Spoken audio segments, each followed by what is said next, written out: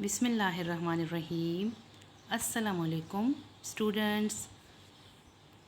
आज हम long questions right करेंगे यूनिट नंबर 6 के, इसलिए आप यूनिट नंबर 6 का जो लॉन्ग क्वेश्चंस है 3 आज हम राइट करेंगे, इसलिए आप लोग अपनी कॉपीज़ निकाल दें along with your stationery means pencil, eraser, ruler and get ready for the written work. First of all, prepare the page. Fill the top of the page and draw proper margin line with one finger space. Write in the very first line, give heading. In the very first line, topic in capital. In the next line, give heading of long questions. Then give heading of question number 1 in next line. Question 1 is, what is difference between a solid and a liquid? Solid और liquid में क्या difference है? We know that solid and liquid both are states of matter, but what is difference between them?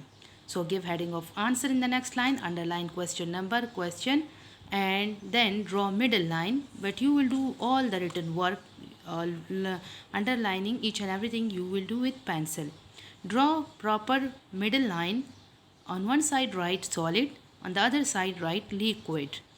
These 3 points, write number 1 point, solids have definite shape, DEFINITE, definite shape. Liquids have no definite shape. हमें पता है कि हम solid को, for example eraser आप ले, pencil ले, table ले, चेयर ले, जिसको जहाँ भी रख दे, उसका जिस चीज़ में भी रख दे, जहाँ पर भी रख दे, शेप चेंज नहीं होता, जबकि लिक्विड का शेप चेंज होता है।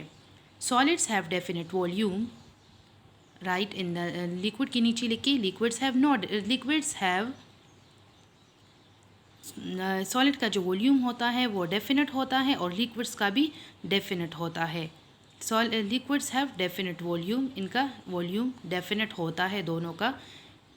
Number 3 point, particles in solid are packed closely together. ये जो है इनमें पार्टिकल्स क्लोजली एक दूसरे के साथ पैक होते हैं, अट्रैक्शन उनमें ज़्यादा होता है, इसलिए वो मूव नहीं कर सकते। The particles in a liquid are not packed so closely. और ये लिक्विड्स में पार्टिकल जो है इनमें स्पेस होता है वो फ्रीली मूव कर सकते हैं। क्लियर? अब आप लोग इसके बाद फिनिशिंग लाइन ड्रॉ करें। Draw finishing line and then give heading of question number 2. Question 2 is, why is it not a very good idea to use aerosol sprays?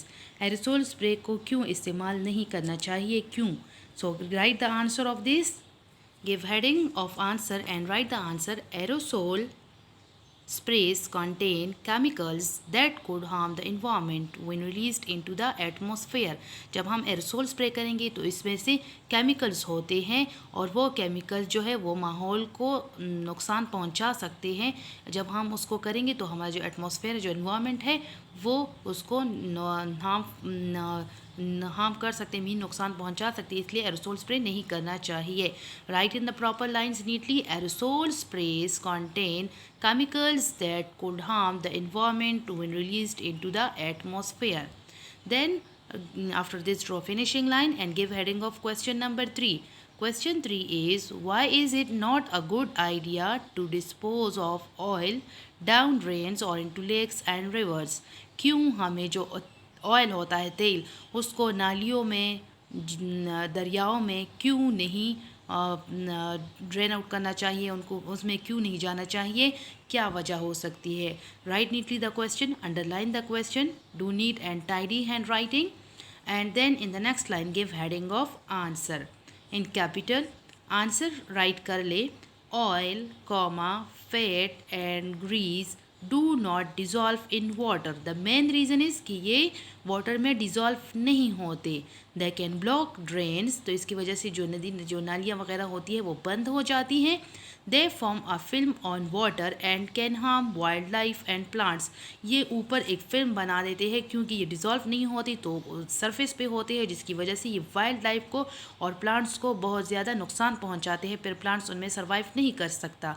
सो इस वजह से ये गुड आइडिया नहीं है कि उनको इनकी ड्रेनेज रिवर्स और उनमें नहीं करनी चाहिए। Oil, fat and grease do not dissolve in water, full stop. They can block drains, full stop. They form a film on water and can harm wildlife and plants. After this draw full finishing line. इसके साथ हमारे जो long questions थे वो finish हो गए। आज हमने ये 3 लॉन्ग क्वेश्चंस राइट कर ले। आप लोग अंडरलाइनिंग नीटली कर ले और पेज रेडी करें, डेट भी मस्ट राइट करें and do neat and tidy hand writing, carefully spelling right कर ले, स्पेलिंग मिस्टेक नहीं होनी चाहिए कॉपीज़ में, और राइटिंग बहुत ज़्यादा नीट होनी चाहिए. So write this questions. Question number 1 solid and liquid में डिफरेंस वाला है. क्वेश्चन नंबर 2 एरोसोल स्प्रे क्यों हम नहीं करना चाहिए, तो इसका आंसर एरोसोल स्प्रे जो है इस पर केमिकल्स होते हैं, इन्वायरमेंट को नुकसान पहुंचाता है, इस वजह से इसको नहीं करना चाहिए. एंड क्वेश्चन नंबर 3 ऑयल की ड्रेनेज मतलब रिवर्स में इसको क्यों नहीं डिस्पोज करना चाहिए, तो इसका आंसर भी हमने लिख लिया. आप लोग इन 3 क्वेश्चन का आंसर राइट कर ले. इस नेक्स्ट लेक्चर में हम इंशाल्लाह यूनिट नंबर 7 स्टार्ट करेंगे.